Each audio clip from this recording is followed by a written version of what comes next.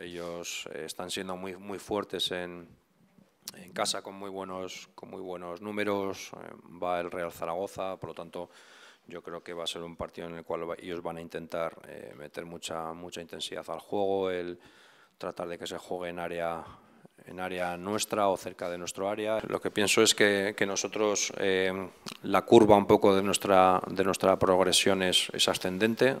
Si ganas 3 partidos seguidos, el pico va hacia arriba disparado. Si no lo haces, pues bueno, va subiendo, se mantiene por los empates, pero nuestra curva va ascendiendo, ¿no? Un jugador que con mucha polivalencia, con recuperación de balón, cuando lo tiene entiende un poco el juego.